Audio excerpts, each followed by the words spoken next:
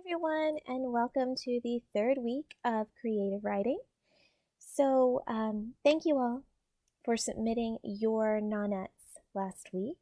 Those of you who submitted the assignment on time, your nonettes have been graded, and I also left comments for you to just help you improve where needed by meeting the syllable requirements for each line.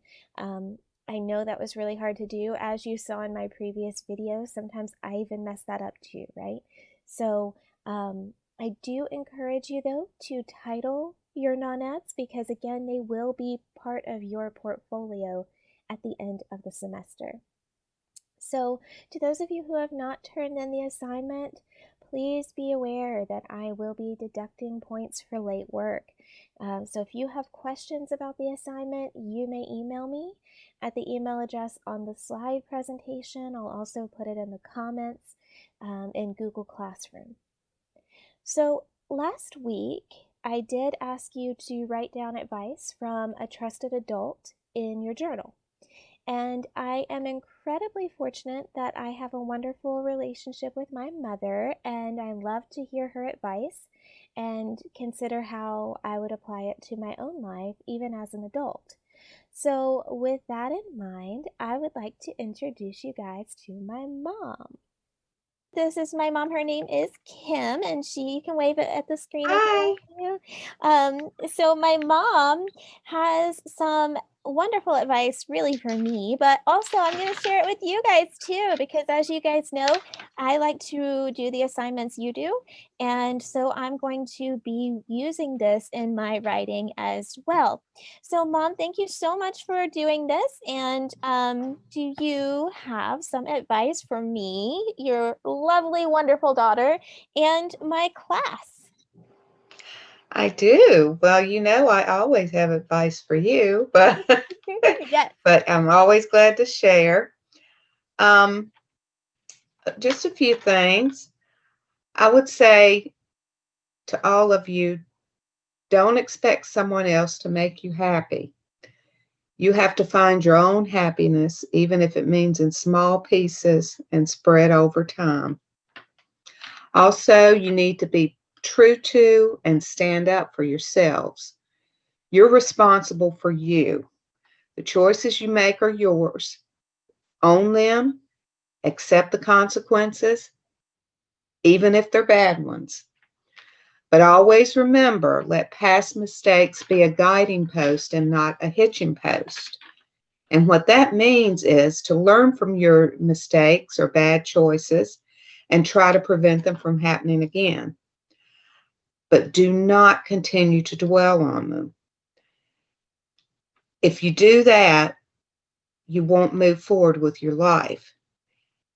And then you'll miss the first point that I mentioned. You won't find your little pieces of happiness. Yes. The next thing is know that everything happens for a reason. We learn lessons every day. We even teach a few, whether we realize it or not. Every time you meet a person or a person comes into your life, they'll be there for a reason or for a season. Some stay and some move on once the reason has been completed. Do not grieve relationships lost. They've simply met their purpose.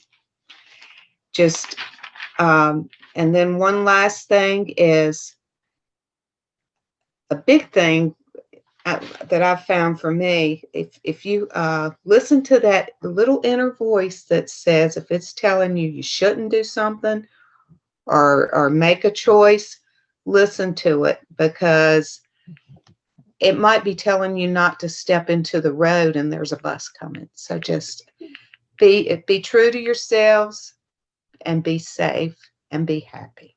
Very good.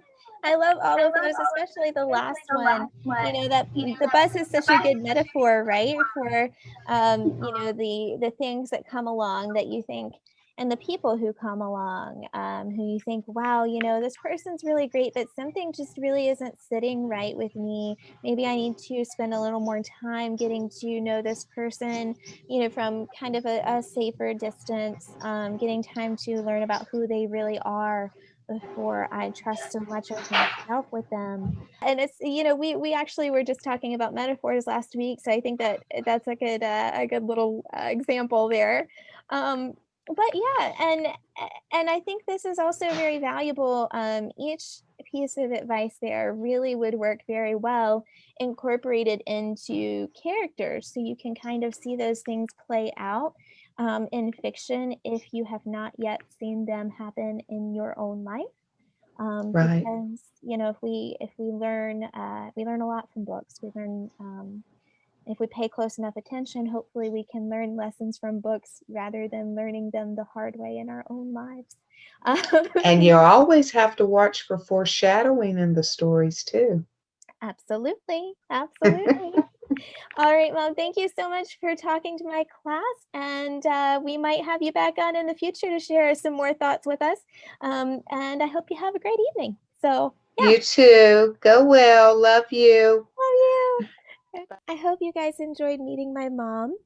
So, if you cannot think of any advice for the assignment I'm about to give you today, or if you just haven't heard any that spoke to you, I invite you to use something that she shared with us. You may also use the next piece of advice I am going to share with you from Bird by Bird by Anne Lamott. So, this book really has a lot of wonderful advice about the writing process, and we will continue to visit it throughout the semester. So, in the chapter I'm going to read from today, Lamont is discussing the importance of tackling writing through one small project at a time. Now, often, we want to sit down and start our novel or our memoir, and we just really get discouraged about the sheer volume of what is in front of us. I mean, that's a lot of words.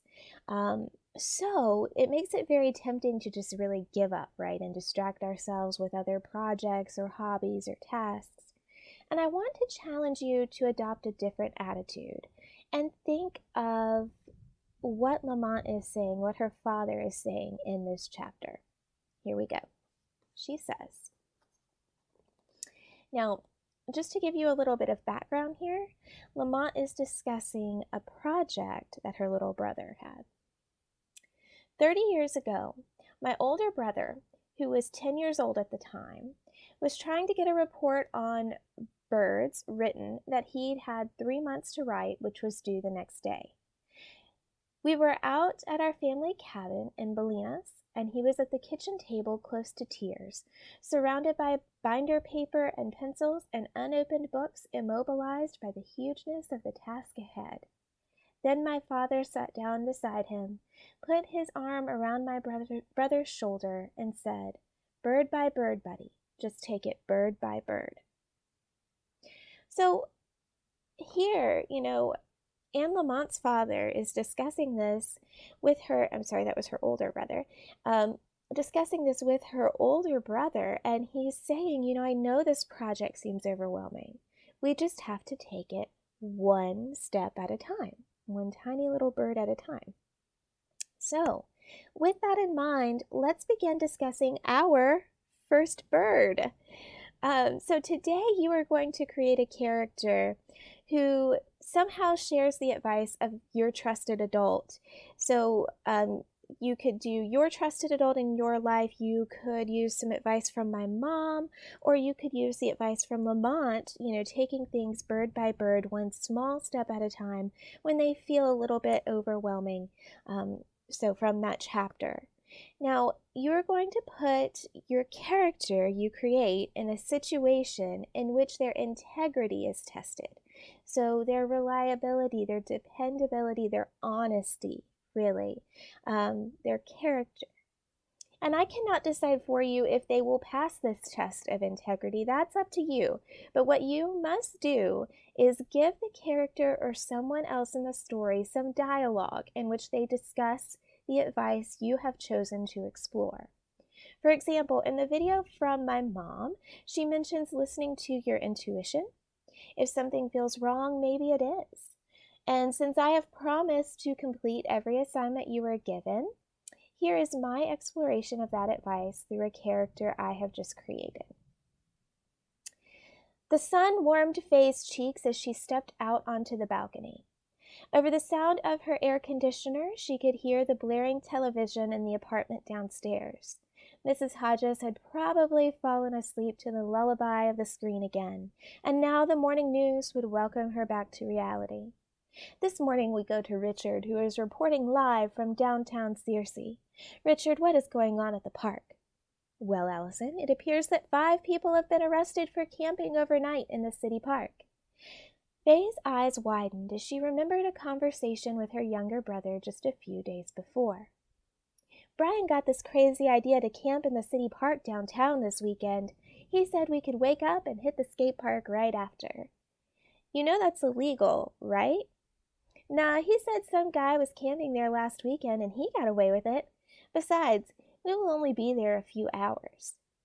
Just because someone else didn't get caught doesn't mean you won't. You don't want that kind of drama.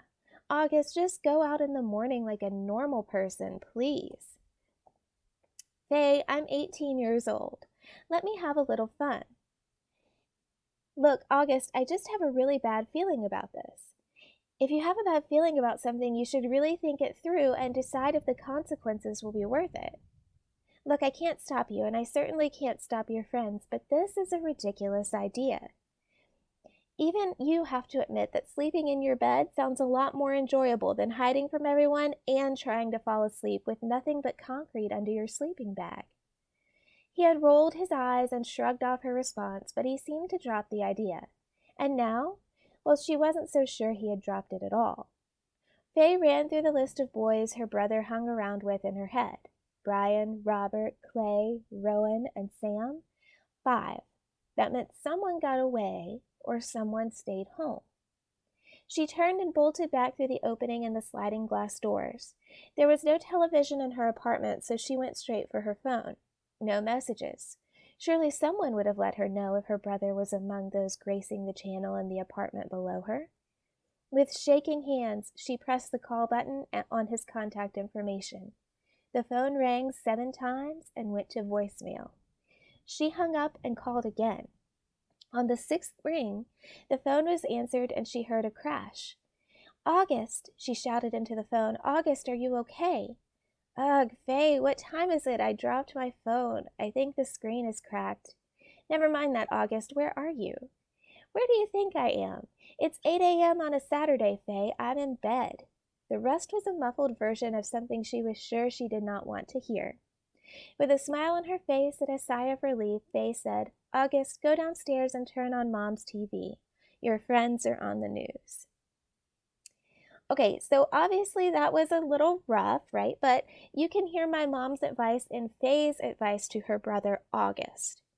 So now it's your turn. In 500 words or more, I would actually cap this though, probably at 750 words. Try not to go over that. This is going to be very short, okay? But I'd like you to go for at least 500. To give you an idea, that story was 533 words. But in 500 words or more, I'd like you to write a short scene in which a character shares the advice you choose to explore with another character. So again, your character does not really have to take the advice you choose to discuss, but you may consider addressing any consequences that result if the character does not take the advice. So this piece, it could turn into something larger in the future, right? I mean, you may also just choose to leave it at the 500 words and allow it to simply exist as a really, really short story. They call that, the flash fiction because it's very, very short. And the point really, though, is to create something small and use it to communicate a message with your readers. And I will be looking for an obvious piece of advice given to a character via dialogue in this piece. That's how you're going to get full points on this assignment if you turn it in on time. It will be due on Friday, January 29th, that's this Friday, at 11:59 p.m. via Google Docs or email. This assignment will be worth 15 points. And finally, this week as you write in your journal, I want you to consider, so this is a separate thing, this is your journal, right? I want you to consider what your name means to you. So, who gave you your name? Um, were you named after anyone? Does your name have a special meaning? And you can go beyond these questions. Think about what your name has meant to you over the years. Um, and we will explore another assignment with that topic about your name next week. Okay? So, again, just write those thoughts down in your journal. They will help you prepare for your writing assignment next week. Okay, so thank you guys. And again, please email me with any questions as you complete your assignments. I will be holding office hours this week, so stay tuned for that announcement in the Google Classroom. Those office hours will be virtual again. So I hope you guys have a fantastic week and happy writing. Bye, guys.